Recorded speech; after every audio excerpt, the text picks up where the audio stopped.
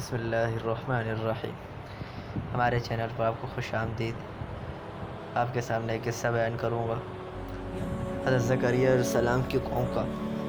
ایک روایت میں کہ حضرت زکریا علیہ السلام حضرت داؤد علیہ السلام کی اولاد میں سے تھے اور دوسری روایت میں ارمیہ کی اولاد میں سے تھے۔ بیان کیا جاتا ہے کہ دن گزرتے گئے، ابراہیم اور یعقوب کی نسل سے کچھ نیک لوگ پیدا ہوئے جن کو آل عمران کے نام سے یاد کیا جاتا ہے۔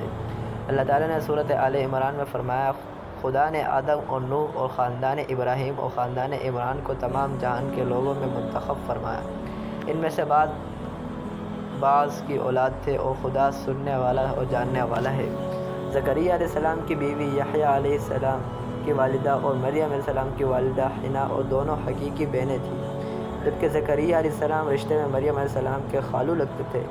حضرت عمران علیہ السلام کی بیوی نے منت مانی تھی کہ جو بچہ پیدا ہوگا اسے بیت المقدس کی خدمت کے لیے وقف کر دے گی۔ حضرت مریم علیہ السلام کی پیدائش کے بعد جب انہیں بیت المقدس میں لایا گیا تو ان کی کفالت کی ذمہ داری اللہ تعالیٰ نے زکریا علیہ السلام پر ڈالی۔ آپ علیہ السلام بنی اسرائیل میں معزز شخص مانے جاتے تھے۔ حضرت زکریا علیہ السلام کی کفالت میں مریم علیہ السلام نے بہت اچھی پرورش پائی اور وہ نیک، عبادت گزار اور بہت زیادہ سچ بولنے والی تھی۔ سورہ آل عمران میں ارشاد ہوا تو پروردگار نے اس کو پسندیدگی کے ساتھ قبول فرمایا اور اسے اچھی طرح پرورش کیا اور زکریا کو ان کا متکلف بنایا۔ زکریا جب کبھی عبادت گاہ میں اس مریم علیہ السلام کے پاس جاتے تو اس کے پاس کھانا پاتے کی کیفیت دیکھ کر ایک دن مریم علیہ السلام سے پوچھنے لگے کہ مریم، یہ کھانا تمہارے پاس کہاں سے آتا ہے؟ وہ بولی، خدا کے ہاں سے آتا ہے، بے شک خدا جسے چاہتا ہے بے شمار رزق دیتا ہے۔ بخاری و مسلم، ترمذی و نسائی یہ حدیث کی کتابیں حدیث ہے کہ آپ صلی اللہ علیہ وسلم نے فرمایا، وہ یعنی مریم علیہ السلام اپنے زمانے میں سب سے افضل عورت تھی اور اس امت میں خدیجہ رضی اللہ عنہ سب سے افضل عورت ہے۔ اولاد کی خواہش زکریا علیہ السلام نے جب حضرت مریم علیہ السلام کی فضیلت دیکھی تو ان کے دل میں بھی اولاد کی خواہش پیدا ہوئی، کیونکہ جب اس وقت آپ بے اولاد تھے زکریا علیہ السلام، جبکہ آپ کی عمر اس وقت 100 سال تھی، اس سے زائد بھی ہو سکتی ہے، اور بیوی 90 سال کی تھی۔ اولاد کی شدید تمنا کے باعث انہوں نے اللہ سے مدد مانگی، جس کا ذکر یوں آتا ہے۔ ترجمہ آیت کا یہ تمہارے پروردگار کی مہربانی کا بیان ہے جو اس نے اپنے بندے زکریا پر کی، جو میری اور اولاد یعقوب کی میراث کا مالک ہو، اور اے میرے پروردگار اس کو خوش اتوار بناؤ۔ زکریا علیہ السلام اپنے دور میں اکیلے ہی نبی تھے۔ ان کے دور میں اصحاب و رشتہ دار میں کوئی قابل آدمی نے تھا۔ کہا تو ہم نے ان کی پکار سن لی اور ان کو یحییٰ بخشے اور ان کی بیوی کو ان کے حسن معاشرت کے قابل بنا دیا۔ یہ لوگ لپک کر نیکیاں کرتے اور ہمیں امید سے پکارتے اور ہمارے آگے عاجزی کیا کرتے تھے۔ دعا کی قبولیت ان کی، زکریا علیہ السلام کی دعا کی قبولیت یہ کہ زکریا علیہ السلام یہ سن کر خوش ہوئے اور حیران بھی کہنے لگے، پروردگار، میرے ہاں کس طرح لڑکا ہوگا جس حال میں میری بیوی بانجھ ہے اور میں بڑھاپے کی انتہا کو پہنچ گیا ہوں؟ اللہ تعالیٰ نے جواب دیا، حکم ہوا کہ اسی طرح ہوگا۔ تمہارے پروردگار نے فرمایا کہ مجھے یہ آسان ہے، میں پہلے تم کو بھی پیدا کر چکا ہوں اور تم کچھ چیز نہ تھے۔